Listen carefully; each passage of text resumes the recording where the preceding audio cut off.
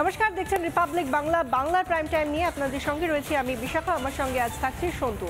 আর একটার পর একটা ট্রেন্ডিং নিউজ এই মুহূর্তে দাঁড়িয়ে যেটা বাংলার প্রাইম টাইমে একের পর এক আসবে, সেগুলো একটা ছোট্ট সূচিপত্র আপনাদেরকে দেখিয়ে দেবো, একটা ঝলক দেখিয়ে দেবো। প্রথমেই আমরা দেখতে পেলাম আজ সিইও দপ্তরের বাইরে যেভাবে তৃণমূলী গুন্ডাগিরি চললো, যে গুন্ডামির সাক্ষী থাকলো রিপাবলিক বাংলার প্রতিনিধি সন্তু থেকে শুরু করে সুখেন্দু, প্রত্যেকে এই গুন্ডামির তারা একেবারে সামনে থেকে দেখলো। তাদের গায়ে ধাক্কা দেওয়া হলো, তাদেরকে এমনকি কোনো না কোনোভাবে বিভিন্নভাবে আমরা দেখতে পেলাম বিভিন্ন গালিগালাজ পর্যন্ত করা হলো। সব কিছু নিয়ে একটা হই হল্লা, কিন্তু কিসের জন্য, কেন? এবং এর পাশাপাশি এটার সূত্র ধরেই যেটা আসছে যে এসআইআর নিয়ে মমতা বন্দ্যোপাধ্যায় রাজ্যের মানুষকে প্রথম থেকে ভুল বুঝিয়ে গিয়েছেন, বিভ্রান্তি ছড়ানোর চেষ্টা করেছেন। এখনো পর্যন্ত সেই চেষ্টাটা চালিয়ে যাচ্ছেন তিনি, দ্বিচারিতা করছেন। এবং সেই দিকে আমরা নজর রাখার পাশাপাশি অবশ্যই নজর রাখবো গতকাল মালদার পর আজ মুর্শিদাবাদে গেলেন মুখ্যমন্ত্রী মমতা বন্দ্যোপাধ্যায়। সেখানেও সংখ্যালঘু সম্প্রদায়ের মানুষকে সামনে রেখে তাদেরকে ভুল বোঝাচ্ছেন, কখনো ওয়াকফ নিয়ে, কখনো অন্যান্য বিষয় নিয়ে। কিন্তু মানুষ বুঝে গিয়েছে মমতা বন্দ্যোপাধ্যায় তাদের সঙ্গে নেই, তাদের ভালোটা তাদেরকেই বুঝে নিতে হবে। কিভাবে কি কি বিষয় সামনে আসছে সমস্ত কিছু দেখাবো বাংলার প্রাইম টাইমে।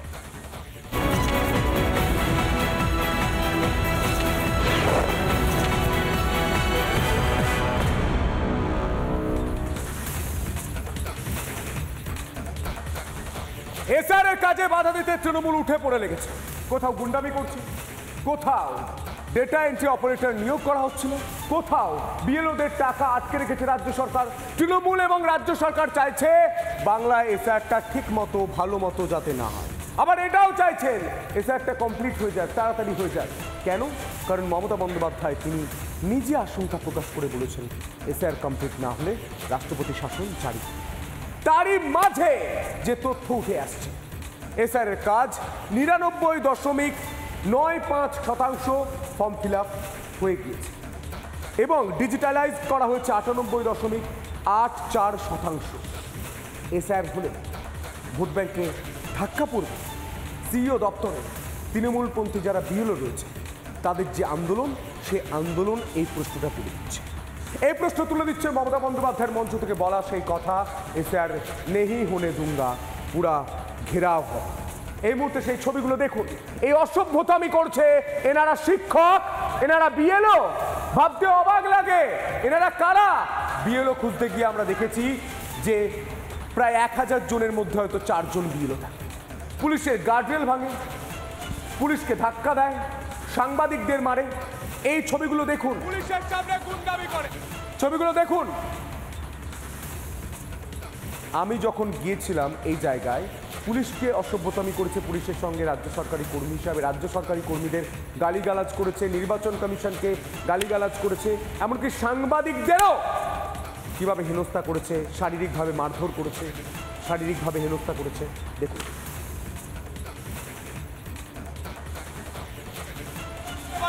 পুলিশের সামনে গুন্ডামি করে কি করবে?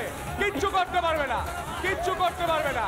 এসআইআর আটকাতে পারেনি, এসআইআর আটকাতে পারেনি, করবে কিচ্ছু করতে পারবে না, কিচ্ছু করতে পারবে না।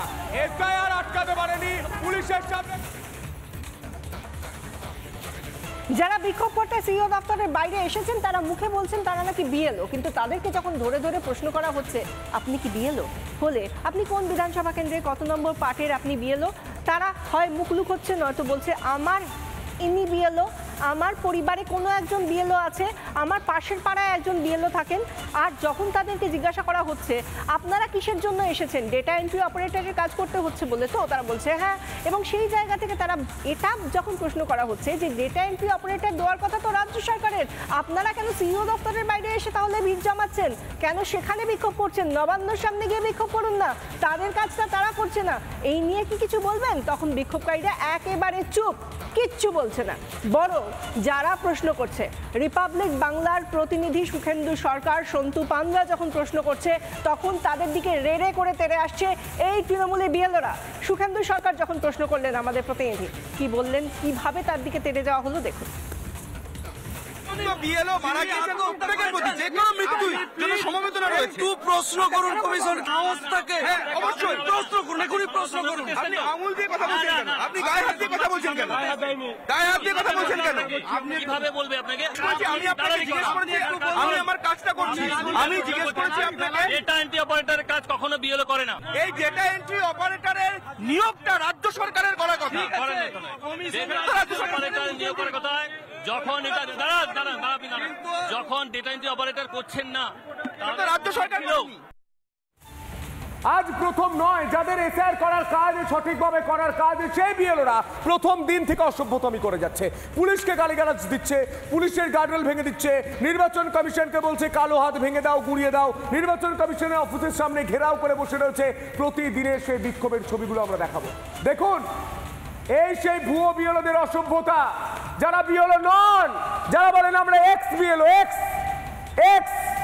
এক্স বিএলও, দেখুন অসভ্যতামি দেখুন।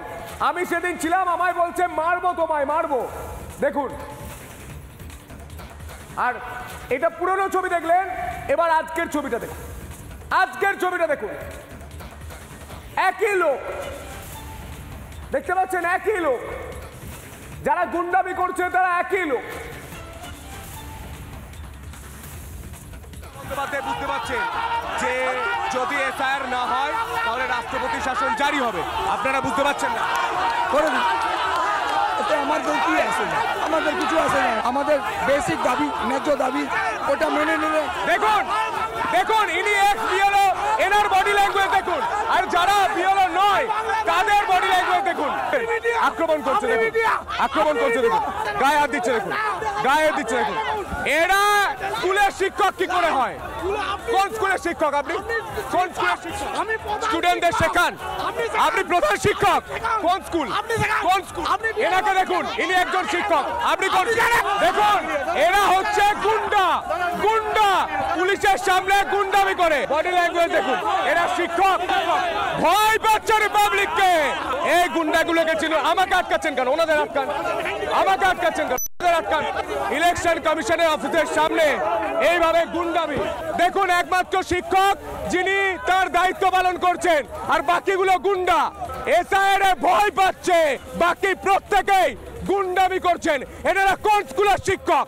এসআইআর আটকাতে এসেছেন না তৃণমূলের দালালি করতে এসেছেন? তৃণমূলের হয়ে আপনারা রাস্তায় নেমেছেন, নামুন, কিন্তু গণতান্ত্রিক পদ্ধতিতে নামুন। যারা সিইও দপ্তরের সামনে এসেছিল ভিড় জমাতে, বিক্ষোভ করতে, তারা যখন বিক্ষোভ করছে তখন তারা কখনো গার্ডরেল সরিয়ে দিচ্ছে, ফেলে দিচ্ছে, এগুলো আমরা প্রথম থেকে দেখে এসেছি। কিন্তু যখনই তাদেরকে প্রশ্ন করা হচ্ছে, একটা প্রশ্ন, সরল প্রশ্ন, সহজ প্রশ্ন রিপাবলিক বাংলা করছে, আপনি কি বিএলও? শুধু এই সহজ নিষ্পাপ প্রশ্নটা করলেই তারা হয় মুখ লুকোচ্ছে, নয়তো রেগে যাচ্ছে, নয়তো বলছে কাজে এসেছিলাম। সেই মুহূর্তে তার পরিচয়টা চেঞ্জ হয়ে যাচ্ছে। কেউ এসেছে বলছে যে না আমি এখানে এসেছি, যেতে যেতে দাঁড়িয়ে পড়েছি, এখানে কি হচ্ছে দেখছি। আবার তারপর বলছে যেতে দিন, আমার ওদিকে একটু কাজ আছে। আবার কেউ বলছে না না না না আমি কেউ নই। এরকম অদ্ভুত অদ্ভুত ছবি দেখা যাচ্ছে। এক একটা মুহূর্ত এক একটা ছবির জন্ম দিচ্ছে। আবার এরা এই ভিড়ের মধ্যে মিশে গিয়ে সবাই চিৎকার করছে, আমরা বিচার চাই, আমরা জাস্টিস চাই, আমাদের সঙ্গে খুব অত্যাচার হচ্ছে, এভাবে কাজ করা যায় না, অন্তত 2 বছর লাগে এসআইআর করতে, ইত্যাদি ইত্যাদি ইত্যাদি প্রভৃতি অনেক কিছু বলা হচ্ছে। কিন্তু যখন তাদেরকে প্রশ্ন করা হচ্ছে, তারা কি করছে? সেই মুহূর্তগুলো ক্যামেরাবন্দি রইল। বিএলও দাদা, বিএলও আপনার সঙ্গে কথাই বলবো। আপনি বিএলও? আমরা সেই সব মানুষের পক্ষে এসেছি যারা নির্বাচন কমিশনের অপরিকল্পিত যে এসআইআর চালু করেছে, তাদের জন্য মারা পড়েছেন, তাদের হয়ে, তাদের পরিবারের হয়ে সহমতি হয়ে আজকে আমরা উপস্থিত হয়েছি। আপনি বিএলও?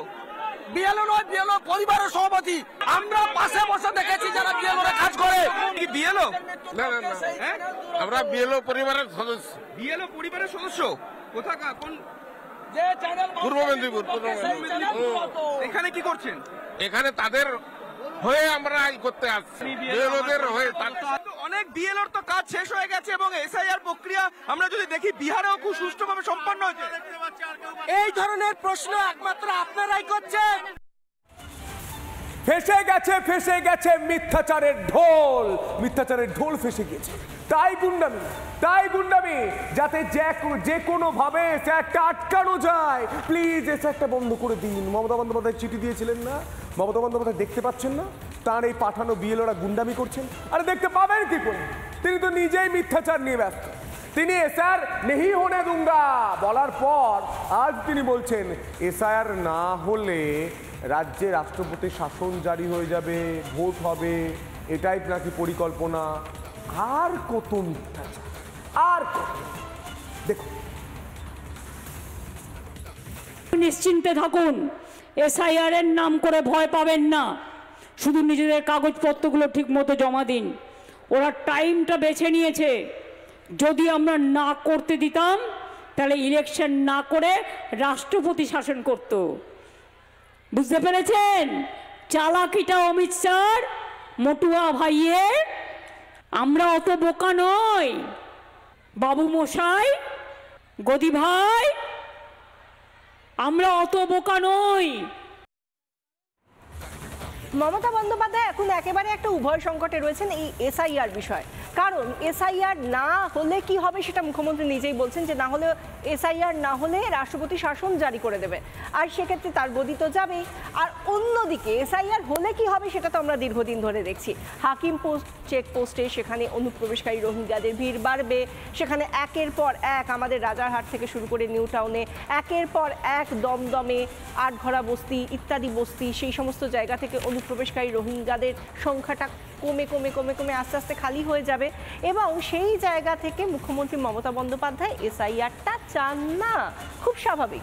কিন্তু এই যে আমরা দুদিন আগে যে বিষয়টা নিয়ে সব থেকে বেশি আলোড়ন ফেলে দিয়েছিল যে ডেটাবেস, সেটা হলো 2208। রাজ্যের মধ্যে এই 2208 বুথ যেখানে কিনা কোনো ভোটার স্থানান্তরিত হয়নি, কারো মৃত্যু হয়নি, অর্থাৎ সব ঠিক আছে, এমন বুথের সংখ্যা ছিল 2208। 48 ঘন্টা মাত্র পেরিয়েছে, তার মধ্যে সেই ডেটাবেস নামতে নামতে নামতে নামতে অঙ্কের হিসেবটা কিভাবে এলো সেটা আমরা দেখাবো। দেখুন এবার কি হলো, যে সেখানে 1 ডিসেম্বর সোমবার সেখানে সংখ্যাটা ছিল 2208 এবং তারপর মৃত্যুহীন বুথের সংখ্যা 2রা ডিসেম্বর 24 ঘন্টার মধ্যে কমে গিয়ে হয়ে গেল 480। 23রা ডিসেম্বর মৃত্যুহীন বুথের সংখ্যা হয়ে গেল 29। আর এবার আজকে 4 ডিসেম্বর মৃত্যুহীন বুথের সংখ্যা একেবারে এক সংখ্যা চলে এসেছে 7। 2208 থেকে এরকম মৃত্যুহীন বুথের সংখ্যা কমে হয়ে গেল 7। এবার তার মধ্যে থেকে একটা বিষয় বলে দিতে হয়, সব থেকে বেশি যেদিকে নজর ছিল সেই নজরটা ছিল কোন জেলায় সব থেকে বেশি এই সব ঠিক আছে বুথের সংখ্যা বেশি ছিল, শীর্ষে কোন জেলা? ঠিক ধরেছেন, একদম কুইজ কন্টেস্টের নাম্বার 1 জায়গায় আপনি আছেন, দক্ষিণ 24 পরগনা। কোনো সন্দেহই থাকে না, যত গন্ডগোল হয় এই দক্ষিণ 24 পরগনা থেকেই শুরু হয়। সেখানে সব থেকে বেশি করে সব ঠিক আছে বুথের সংখ্যা ছিল, সেটা ছিল 760। এবার আমরা গ্রাফিক্যালি দেখাই এই 760টা এখন কোথায় গিয়ে দাঁড়ালো। দক্ষিণ 24 পরগনায় একেবারে উলট পুরাণ দেখা গেল। 760টা এমন মৃত্যুহীন বুথ ছিল যাদের মধ্যে কোনো ভোটারের কিচ্ছু হয়নি, সেইখানে হয়ে গেল 1। দক্ষিণ 24 পরগনায় সেখানে হয়ে গেল 1। এবং তারই মধ্যে একটা বিষয় মাথায় রাখতে হবে, কমিশনের স্পেশাল অবজারভারের টিম পাঠানো হয়েছে এই মুহূর্তে রাজ্যে। সেখানে দক্ষিণ 24 পরগনায় আজ তারা বৈঠক করেছেন। বৈঠক করার পর স্পেশাল অবজারভার তিনি বলছেন আমি নিজে যাব বিএলওদের সঙ্গে দেখা করতে। তিনি বলছেন সি মুরুগান, তিনি বলছেন আমি নিজে যাব বিএলওদের সঙ্গে দেখা করতে। এবং তারপর তিনি দেখা করার পরে এই দক্ষিণ 24 পরগনায় 760 থেকে অমর বুথের সংখ্যা দাঁড়ালো 1-এ। দেখুন কি বলছেন সি মুরুগান।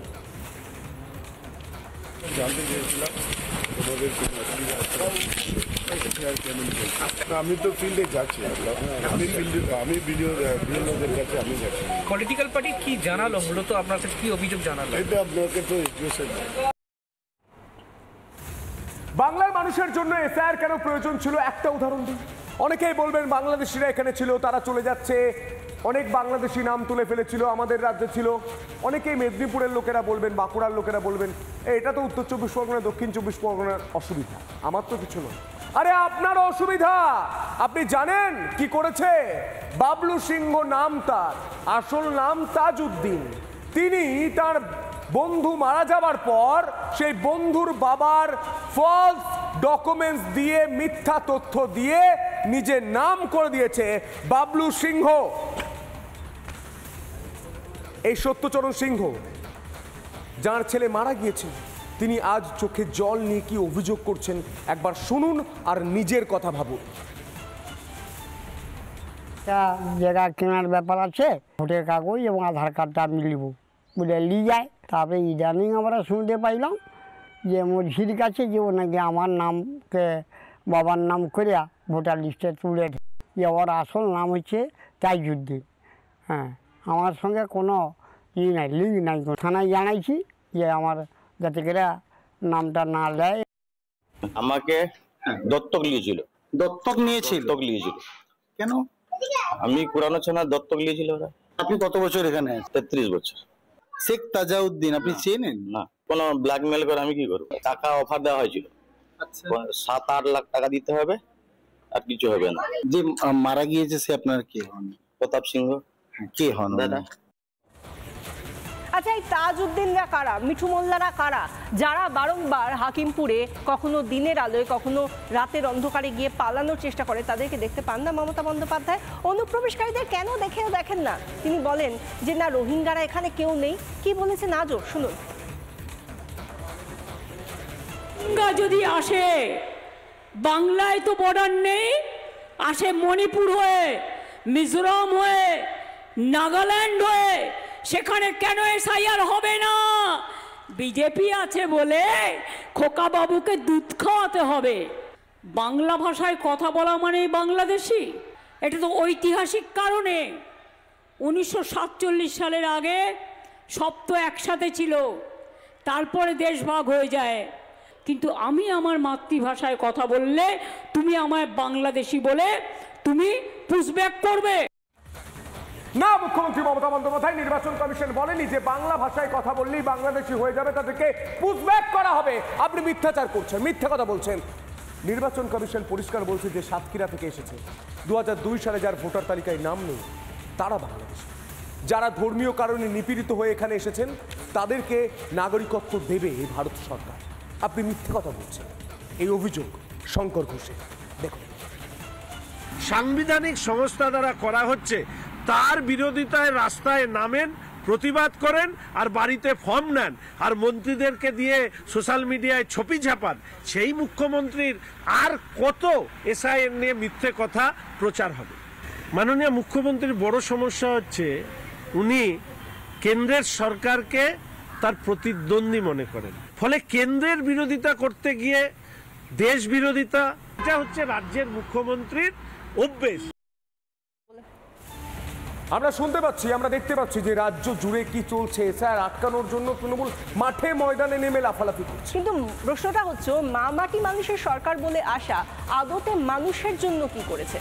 কাটমানি নিয়েছে, তাই তো? কখনো 25, কখনো 75।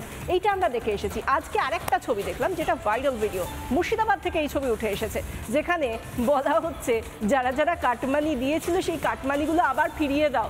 মানে মানুষের কাছে যাবে না, যারা কাটমানি নিয়েছিল, হয়তো এখানেও 25-75-এর ভাগ রয়েছে, যারা কাটমানিগুলো নিয়েছিল তাদের কাছেই আবার মাইকিং করে বলছে কাটমানি ফেরাও, কাটমানি ফেরাও। আবার বড্ড খিদে পেয়ে গিয়েছে বোধহয়। আমরা সেই ছবিটা দেখাবো। দক্ষিণনগর রবিউলের বাড়ি বেলা 9টার সময় উপস্থিত হইবেন। সেইখান থেকে আমরা গাড়ি করে দমকল থানায় উপস্থিত হইব। এত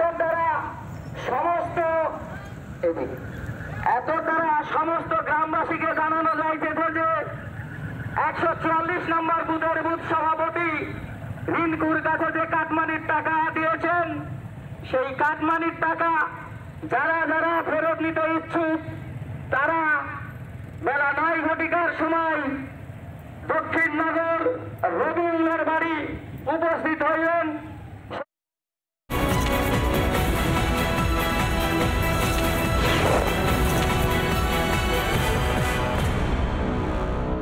নানা ধরনের কন্টেন্ট দেখার জন্য লাইক করুন, শেয়ার করুন আমাদের ফেসবুক পেজ, সাবস্ক্রাইব করুন আমাদের ইউটিউব চ্যানেল। পাশাপাশি অন্যান্য ব্রেকিং নিউজের জন্য অবশ্যই চোখ রাখুন রিপাবলিক বাংলায়।